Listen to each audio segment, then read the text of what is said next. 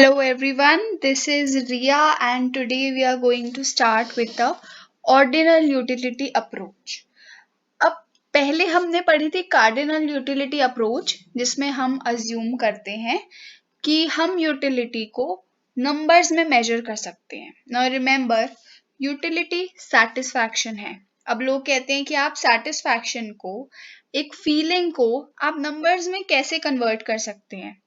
So it is a limitation of the cardinal utility approach. अब दूसरी हमारे पास जो अप्रोच आई है ऑर्डिनल यूटिलिटी अप्रोच, उसने कोशिश की है इस ड्रॉबैक को ओवरकम करने की. ये यूटिलिटी को नंबर्स में मेजर नहीं करता. इनफैक्ट ये रैंक करता है कॉम्बिनेशंस को. अब अगेन हम अज्यूम करते हैं कि एक कंज्यूमर जो है वो 2 गुड्स कंज्यूम करता है. ये एक अजम्पशन है. ऑब्वियसली हम अपनी डे टू डे लाइफ में मल्टीपल गुड्स कंज्यूम करते हैं, but here we assume that the consumer consumes only 2 goods. और मॉडर्न इकोनॉमिस्ट जो हैं वो कहते हैं कि यूटिलिटी साइकोलॉजिकल कॉन्सेप्ट है, साइकोलॉजिकल फिनोमिनन है. तो इसलिए यूटिलिटी को हम नंबर्स में मेजर नहीं करेंगे और कंज्यूमर जो है वो अपने कॉम्बिनेशंस ऑफ गुड्स को जो वो अफोर्ड कर सकता है उनको रैंक करेगा. अब वो 3 तरह से अपने गुड्स को रैंक कर सकता है. हम एग्जाम्पल के लिए ले रहे हैं, हमारे पास 2 गुड्स हैं, एप्पल एंड बनाना. अब कंज्यूमर की 3 प्रेफरेंसेस हो सकती हैं. या तो वो एप्पल को बनाना के ऊपर प्रेफर करता है, उसे एप्पल ज़्यादा पसंद है ओवर बनाना, या तो ही प्रेफर्स बनाना ओवर एप्पल. तीसरी हमारे पास जो प्रेफरेंस है it is he is indifferent between the two. अब इनडिफरेंट का क्या मतलब है? इनडिफरेंट मीन्स उसे कोई फर्क नहीं पड़ता, आप उसे एक बनाना दो या एक एप्पल दो, he will be equally happy in the consumption of each good. So here he is indifferent between the two. अब हमारे पास आता है concept of indifference curve. Indifference curve क्या होता है?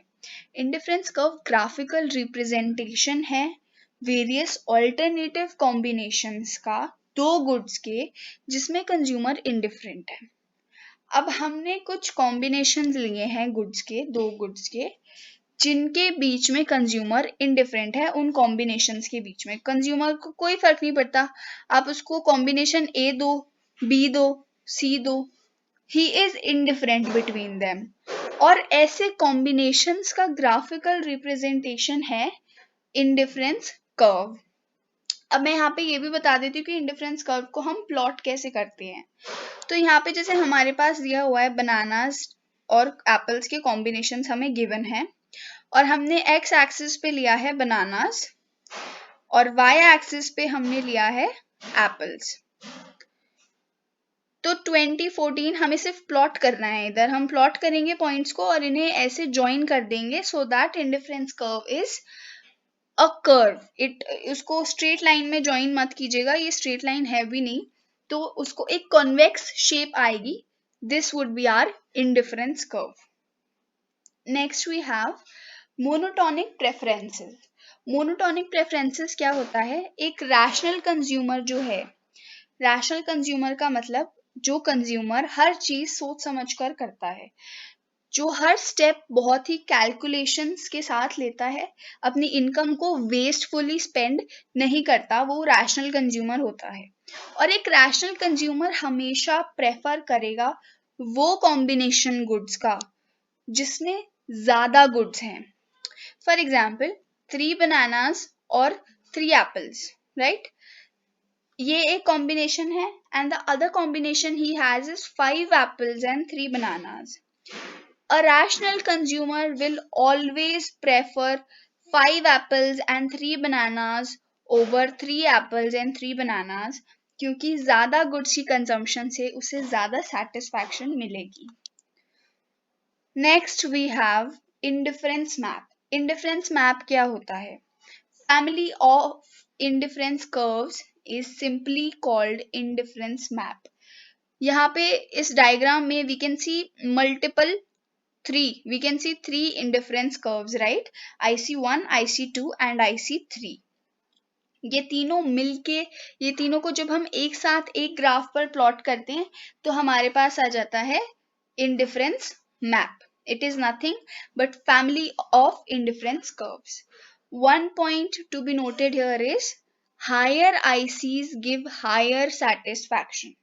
यानी कि IC2 जो है वो IC1 से ज्यादा सेटिस्फैक्शन देगा और IC3 IC2 से ज्यादा सेटिस्फैक्शन देगा, क्योंकि जैसे जैसे हम ऊपर मूव कर रहे हैं हमारी क्वांटिटी इंक्रीज हो रही है, right?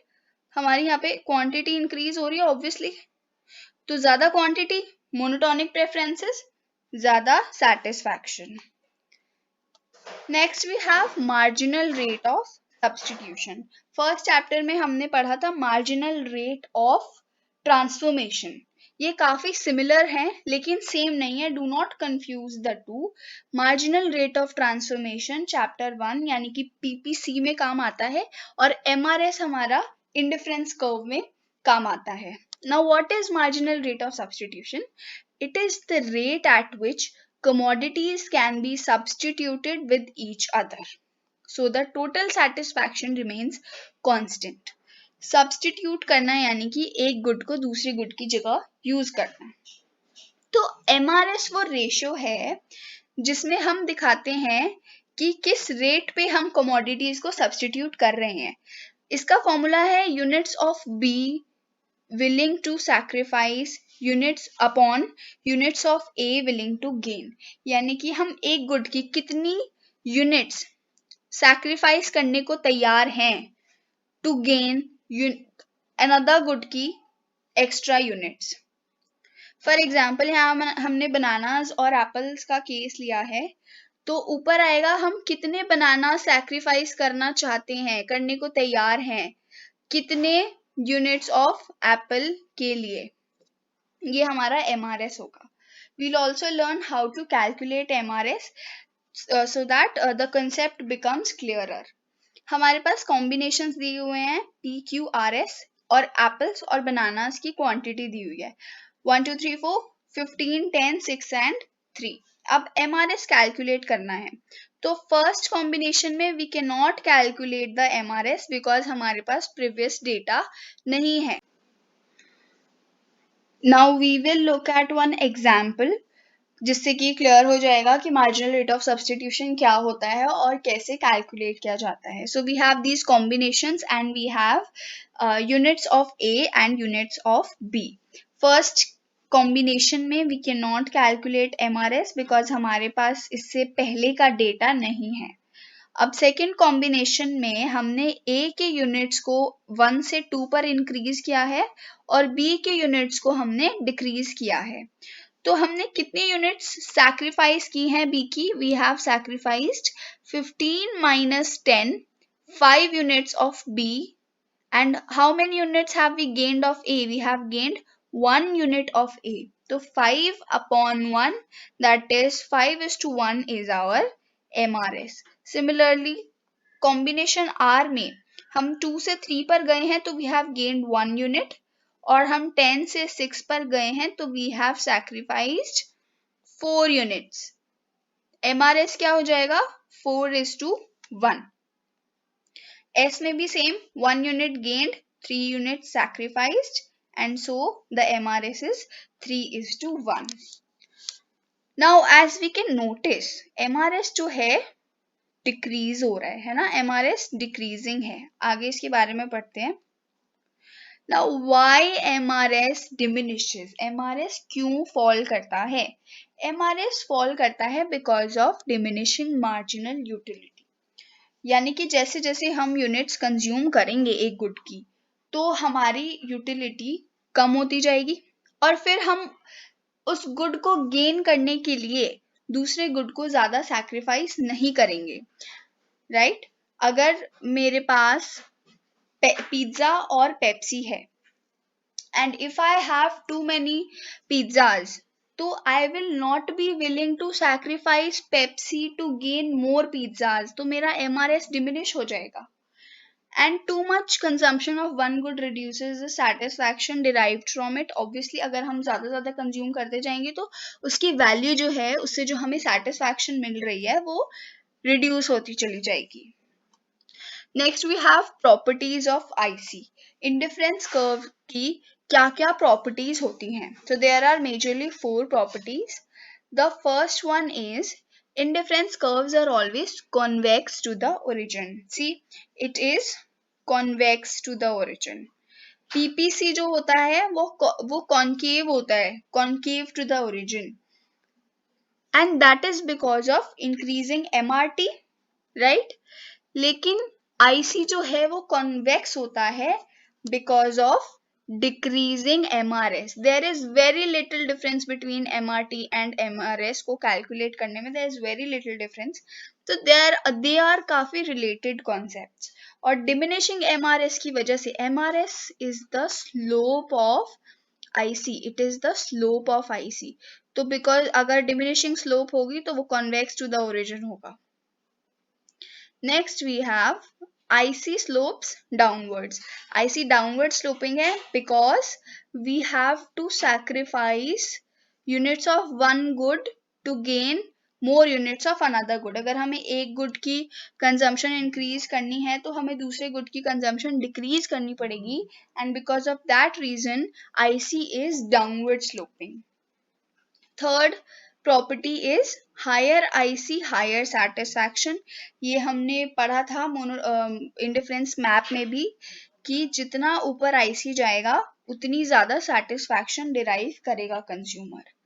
The last property is indifference curves can never intersect each other. Indifference curves कभी एक दूसरे को इंटरसेक्ट नहीं कर सकते, और वो इसलिए है क्योंकि दो indifference curves, let me draw a diagram. Suppose this is indifference curve 1 and this is indifference curve 2. ये कभी intersect नहीं कर सकते. This is totally wrong क्योंकि कोई भी दो indifference curve same satisfaction हमें offer नहीं कर सकते. Okay, so they are always, indifference curves are always parallel to each other. Now the last topic that we are going to cover in this video is assumptions for IC. क्या क्या assumptions हैं IC की? First, to commodities. दो ही commodities हम assume कर रहे हैं कि जो हमारा कंज्यूमर है he will consume only to commodities, which is काफी unrealistic assumption, but this is how economics works. Economics works on totally unrealistic assumptions sometimes. The second assumption is कभी भी जो नॉन सेशियाइटी, कभी भी जो हमारा कंज्यूमर है उसको वो कभी भी भरेगा नहीं कंजम्पशन से. He will always want more and more and more of a good. तो हम ये अज्यूम कर रहे हैं. नेक्स्ट, विच इज काफी true to be honest, because humans have unlimited wants. The third assumption is ordinal utility, that utility can not be measured in numbers and the consumer always ranks his preferences. The fourth assumption is diminishing marginal rate of substitution. ये हमने पढ़ा था कि MRS हमेशा diminishing होगा, ये भी हमारी assumption है IC के लिए. Next we have rational consumer. The consumer is rational. He always behaves rationally. और वो क्या करना चाहता है? He always wants to maximize his total satisfaction. So these were the assumptions, and we'll start with budget line in the next video. Thank you.